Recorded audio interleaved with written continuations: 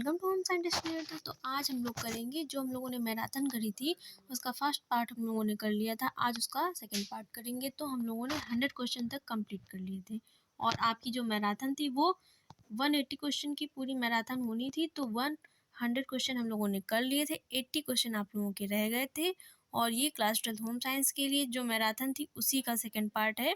तो आज हम जो 80 क्वेश्चन रह गए थे वो आज हम लोग क्या करेंगे, कंप्लीट करेंगे। तो आइए स्टार्ट करते हैं। तो 101 क्वेश्चन नंबर पे हम लोग यहाँ से स्टार्ट करेंगे। तो पहला क्वेश्चन है, ऊष्मा एवं ध्वनि रोधक कपड़ों का उपयोग किया जाता है होटलों में, अस्पतालों में, ए बी और दोनों में, घरों में। कहाँ किया जाता है? ए बी दोनों में, मतलब घरों और अस्पतालों और होटलों दोनों में किया जाता है, घरों में नहीं किया जाता है। वस्त्रों की धुलाई है क्या है? विज्ञान, कला, विज्ञान एवं कला दोनों, इनमें से कोई नहीं। क्या है? विज्ञान एवं कला दोनों है। अगला क्वेश्चन है,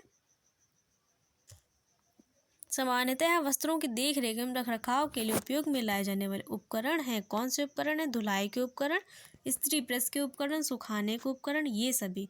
तो कौन से उपकरण आ जाएंगे? ये सभी उपकरण क्या करते हैं? सामान्यतः वस्त्रों की देख रेख एवं रख रखाव में उपयोग किए जाते हैं। अगला क्वेश्चन है, घरेलू स्तर पर अधिकांश धुलाई की जाती है हाथ से, मशीन से, व्यावसायिक धुलाई द्वारा, इनमें से कोई नहीं। तो अधिकांशतः घरेलू स्तर पर हाथ से धुलाई की जाती है। अगला क्वेश्चन है, निम्न में से किस तरह की धुलाई मशीन में व्यक्ति को उसके पास रहने की आवश्यकता नहीं होती? किस तरह की धुलाई मशीन में जो व्यक्ति होता है उसको मशीन के पास रहने की आवश्यकता नहीं होती? अर्ध स्वचालित, हस्तचालित, पूर्ण स्वचालित, इनमें से कोई नहीं। तो कौन सी मशीन होगी? वो पूर्ण स्वचालित मशीन जो होती है उसमें व्यक्ति को मशीन के पास रहने की आवश्यकता नहीं होती। अगला क्वेश्चन है, किस प्रकार की धुलाई मशीन में बीच बीच में विभिन्न नियंत्रणों को सेट करना पड़ता है? पूर्ण स्वचालित, अर्ध स्वचालित में, ए बी और दोनों में, इनमें से कोई नहीं। तो जो अर्ध स्वचालित मशीन होगी उसमें बीच बीच में आपको जो नियंत्रण है उसको लगाना पड़ेगा। अगला क्वेश्चन है, ऊपर से कपड़े डालने वाली मशीन में निम्न में से किस धुलाई विधि का प्रयोग किया जाता है? तो ऊपर से कपड़े डालने वाली मशीन में कौन सी धुलाई विधि का प्रयोग किया जाता है? आलोड़न विधि, स्पंदन विधि, अवपातन विधि, ए और बी दोनों। तो दोनों विधियों का प्रयोग किया जाता है, आलोड़न और स्पंदन दोनों विधि का प्रयोग किया जाएगा। अगला क्वेश्चन है, सामने से कपड़े भराई वाली धुलाई मशीन में निम्न में से किस विधि का प्रयोग किया जाएगा? जो सामने से कपड़ों की भराई वाली मशीन होती है इसमें किसी विधि का उपयोग किया जाता है? आलोड़न विधि का, अवपातन विधि का, स्पंदन विधि का, इनमें से कोई नहीं। तो अवपातन विधि का उपयोग किया जाता है। अगला क्वेश्चन है, धुलाई मशीन में चक्रण की उपयुक्त गति कितनी होती है? धुलाई मशीन में चक्रण की उपयुक्त गति कितनी होती है? 600 से 620 आरपीएम का मतलब होता है राउंड पर मिनट, और 300 से 400 आरपीएम, 500 से 520 आरपीएम, 700 आरपीएम। कितना होगा? 600 से 620 आरपीएम होती है। अगला क्वेश्चन है, व्यापारिक और संस्थागत स्तरों पर कपड़ों को सुखाने के लिए किसका प्रयोग किया जाता है?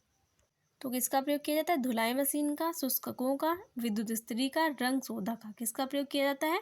शुष्ककों का प्रयोग किया जाता है। अगला क्वेश्चन है, किस संस्था के कपड़ों पर परिसज्जाओं, स्टार्च लगाने, सफेदी लाने, इस्त्री पर विशेष ध्यान नहीं दिया जाता है? अस्पताल, होटल, संपन्न परिवार, इनमें से कोई नहीं। तो जो अस्पताल के कपड़े होते हैं उन पर किसी प्रकार की परिसज्जा और स्टार्च और सफेदी लाने और इस्त्री करने का ध्यान नहीं दिया जाता है।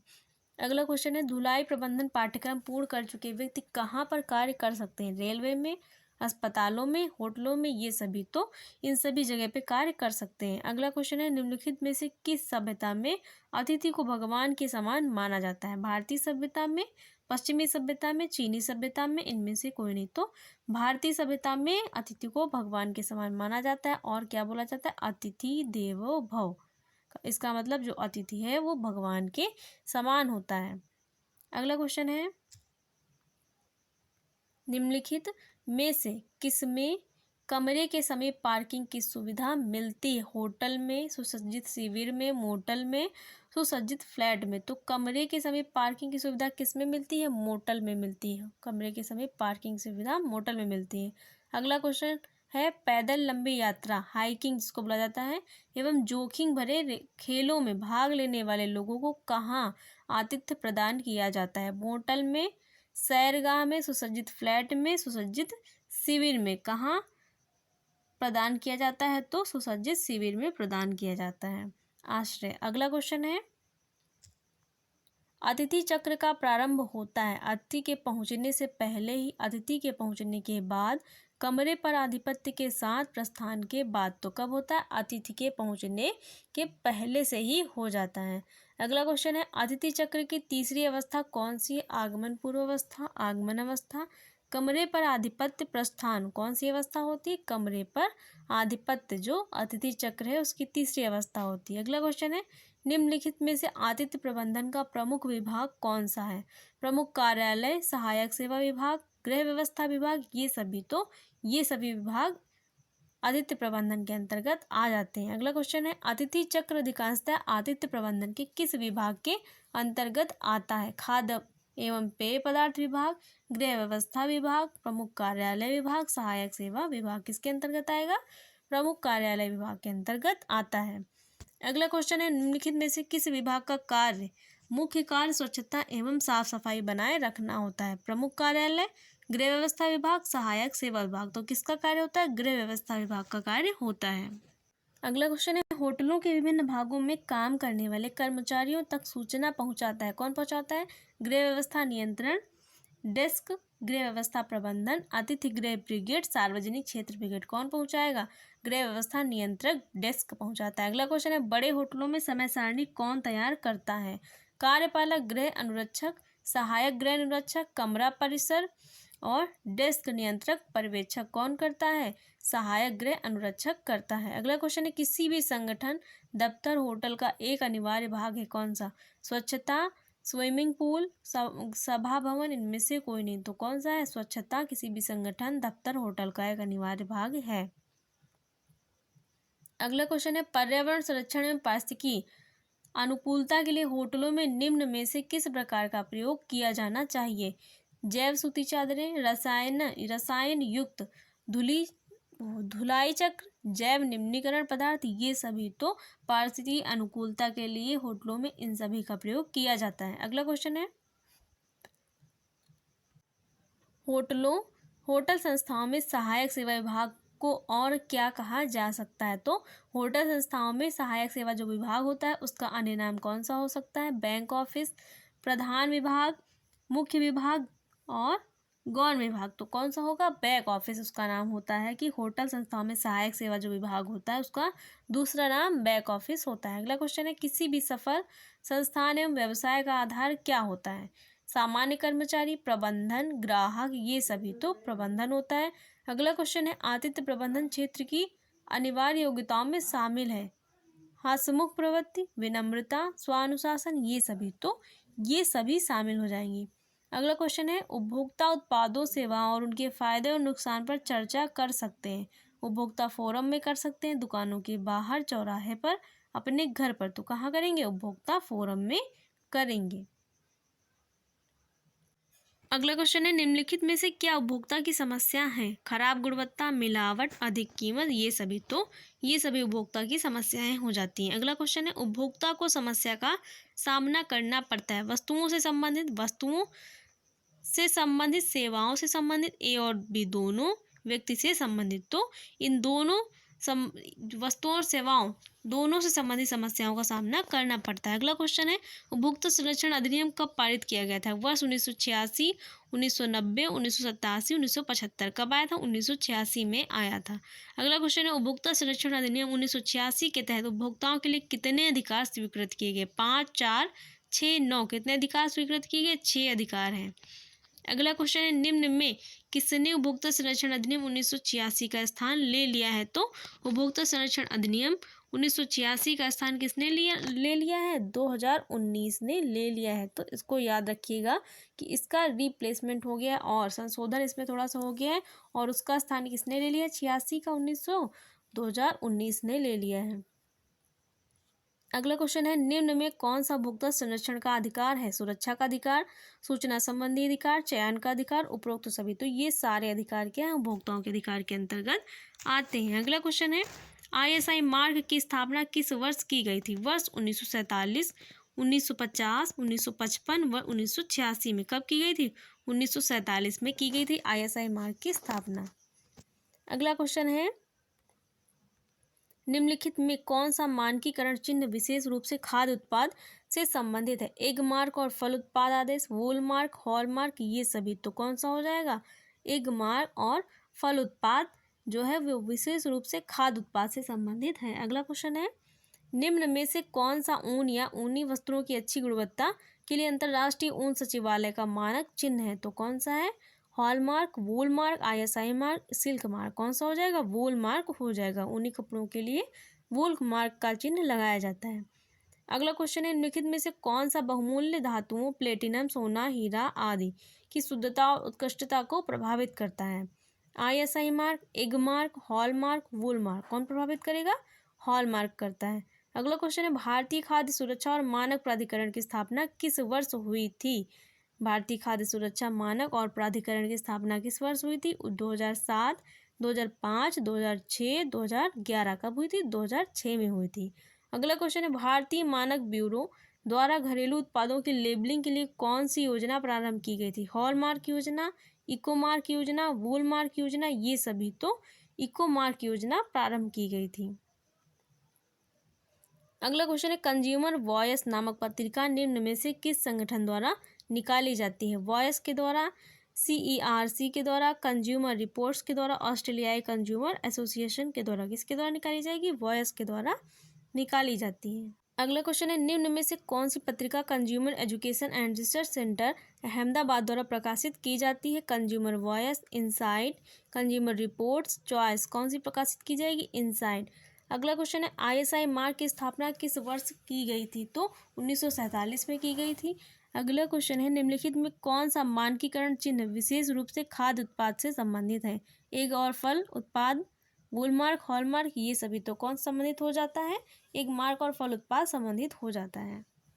ये क्वेश्चन थोड़ा सा हम लोगों ने कर लिया है, फिर से रिपीट हो गए हैं। तो 2006 ये भी कर लिया है और ये कर चुके हैं, तो इनको फिर से नहीं करेंगे। इनसाइट हो गया, हाँ यहाँ से करेंगे। चॉइस पत्रिका किस संगठन द्वारा प्रकाशित की जाती है? तो ऑस्ट्रेलियाई कंज्यूमर, अमेरिका उपभोक्ता संघ, consumer education and research centre, इनमें से कोई नहीं। तो कहाँ प्रकाशित की जाएगी? ऑस्ट्रेलियाई कंज्यूमर के द्वारा प्रकाशित की जाएगी। कौन सी पत्रिका? चॉइस पत्रिका। अगला क्वेश्चन है, टीवी, रेडियो तथा दैनिक समाचार पत्रों में समाचारों के अतिरिक्त अन्य किस विषय से संबंधित सूचनाएं छपती हैं? किससे संबंधित सूचनाएं छपती हैं? पर्यावरण से, स्वास्थ्य से, उपयोग से, ये सभी। तो किसके लिए संबंधित सूचनाएं छपती हैं? स्वास्थ्य, पर्यावरण, उपयोग, ये सभी, इन सभी के लिए छपती हैं। अगला क्वेश्चन है, वर्तमान में लोग जानकारी प्राप्त करने के लिए मुख्य रूप से किस पर निर्भर रहते हैं? मीडिया पर, एक दूसरे पर, पुलिस प्रशासन पर, सूचना आयोग पर। किस पे निर्भर रहते हैं? मीडिया पर। अगला क्वेश्चन है, लोगों के सामाजिक, आर्थिक तथा सांस्कृतिक जीवन में स्थायी रूप से सकारात्मक बदलाव लाना क्या कहलाता है? पत्रकारिता, संचार, विकास, मीडिया। क्या कहलाता है? विकास कहलाता है। अगला क्वेश्चन है, विकास पत्रकारिता अपेक्षाकृत कैसी संकल्पना है? प्राचीन संकल्पना, नवीन संकल्पना, मध्यकालीन संकल्पना, इनमें से कोई नहीं। तो नवीन संकल्पना है। अगला क्वेश्चन है, विकास पत्रकारिता की संकल्पना कब अस्तित्व में आई थी? उपनिवेश काल से पहले, उपनिवेश काल में, उपनिवेश काल के बाद, इनमें से कोई नहीं। तो उपनिवेश काल के बाद अस्तित्व में आई थी। अगला क्वेश्चन है, विकास संचार शब्द का प्रयोग सबसे पहले नोरा क्यूब्राल द्वारा कब किया गया था? 1972, 1976, 1960, 1990। कब किया गया था? 1972 में। अगला क्वेश्चन है, निम्नलिखित में से क्या जनता में जागरूकता उत्पन्न करता है? अभियान, खेल, AB दोनों, इनमें से कोई नहीं। कौन उत्पन्न करेगा जनता में जागरूकता? तो अभियान के द्वारा उत्पन्न की जा सकती है। अगला क्वेश्चन है, रेडियो कार्यक्रम निम्नलिखित में से किस रूप में प्रसारित किए जाते हैं? समाचार, साक्षात्कार, परिचर्चा, ये सभी। तो इन सभी के रूप में प्रसारित किए जाते हैं। अगला क्वेश्चन है रेडियो पर जानलेवा उद्घोषणा सामान्यतः किस रूप में होती है? तुकबंदी के रूप में, गीतों के रूप में, गजलों के रूप में, कविता के रूप में। तो तुकबंदी के रूप में होती है। अगला क्वेश्चन है जन सेवा उद्घोषणा सामान्यतः कितनी देर का संक्षिप्त संदेश होता है? 10 से 60 सेकंड का, 3 मिनट का, 5 सेकंड का, 30 से 40 सेकंड का। कितनी देर का होता है? 10 से 60 सेकंड का होता है। अगला क्वेश्चन है स्थानीय रेडियो समुदाय का प्रारंभ किसके द्वारा किया गया था? दूरदर्शन के द्वारा, एफएम रेडियो के द्वारा, आकाशवाणी के द्वारा, इनमें से कोई नहीं। तो किसके द्वारा किया गया था? आकाशवाणी के द्वारा किया गया था। अगला क्वेश्चन है भारत ने अपने शिक्षा उपग्रह एडुसेट का प्रक्षेपण कब किया था? जनवरी 2004, सितंबर 2004, मार्च 2004, सितंबर 2005। कब किया गया था? सितंबर 2004 में किया गया था। अगला क्वेश्चन है समुदाय रेडियो का कार्यक्रम किस भाषा में प्रसारित किए जाते हैं? तो समुदाय रेडियो के कार्यक्रम किस भाषा में प्रसारित किए जाते हैं? हिंदी में, अंग्रेजी में, तमिल में, स्थानीय भाषा में। तो स्थानीय भाषा में प्रसारित किए जाते हैं। अगला क्वेश्चन है छतेरा ग्राम परियोजना दिल्ली का प्रारंभ कब किया गया था?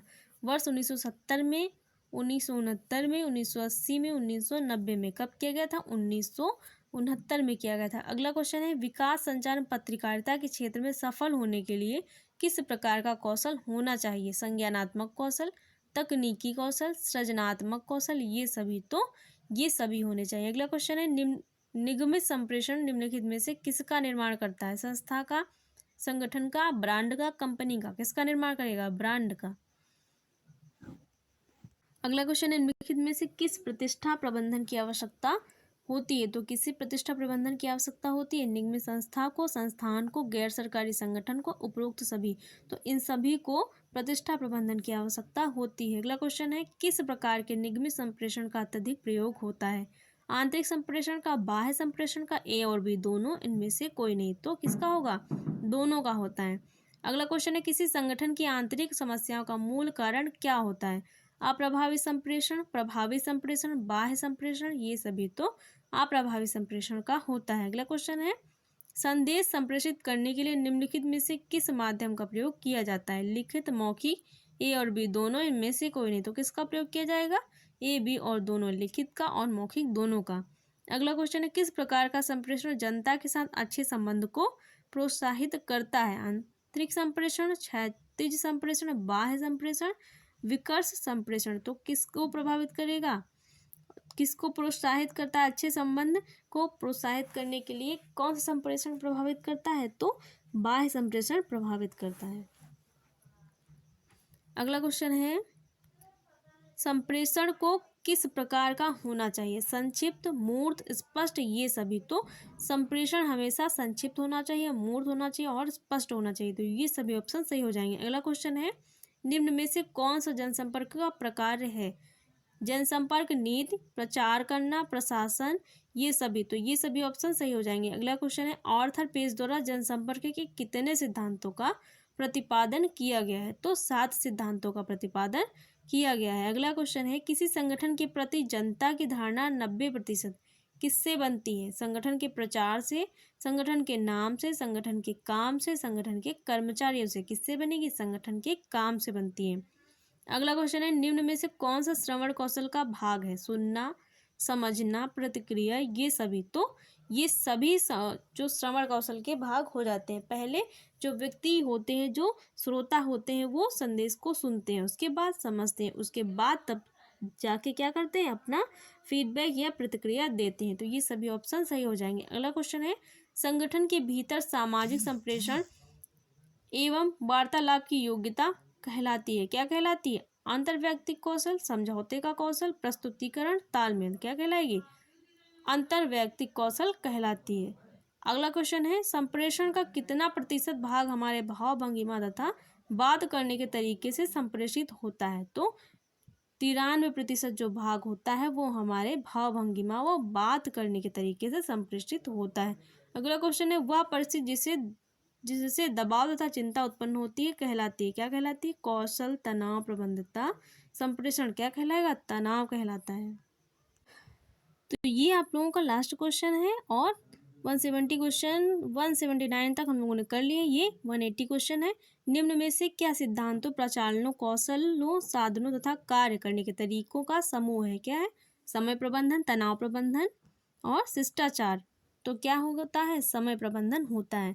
तो हम लोगों ने 180 क्वेश्चन कंप्लीट कर लिए हैं। ये आप लोगों का सेकंड पार्ट था, तो कंप्लीट हो गया। इसके बाद आप लोगों को 1-2 मॉडल पेपर जो है पेपर से पहले कोशिश होगी कि करा दें, जिससे आपको आपके एग्ज़ाम में हेल्प हो सके। तो इसके बाद हम लोग क्या करेंगे और जानेंगे, क्योंकि आप लोग 12th क्लास में हो, तो ये जानेंगे कि होम साइंस से करियर आगे क्या क्या क्षेत्र है, किस किस क्षेत्र में आप लोग अगर होम साइंस पढ़ोगे तो जा सकते हो, और कौन कौन से क्षेत्र आप लोगों के लिए अच्छे हो सकते हैं, कहाँ कहाँ आप लोग जॉब कर सकते हो तो होम साइंस पढ़ने के बाद, तो कौन कौन से करियर ऑप्शन होंगे होम साइंस के क्षेत्र में। तो ये सारी चीज़ें हम लोग एक क्लास में जानेंगे। तो ये आप लोगों के लिए ज़रूरी है, क्योंकि आप लोग अब क्या करोगे, इसके बाद आप लोगों को अपना जो भी क्षेत्र है, जो भी गोल है, वो डिसाइड करना होगा कि आप लोगों को क्या करना है, आगे कौन से क्षेत्र में जाना है, किस तरीके से कौन सी पढ़ाई करनी है, क्या करने के बाद आप लोगों को क्या आप किस क्षेत्र में सफलता मिलेगी। तो ये सब हम लोग एक दिन एक क्लास में जानेंगे। तो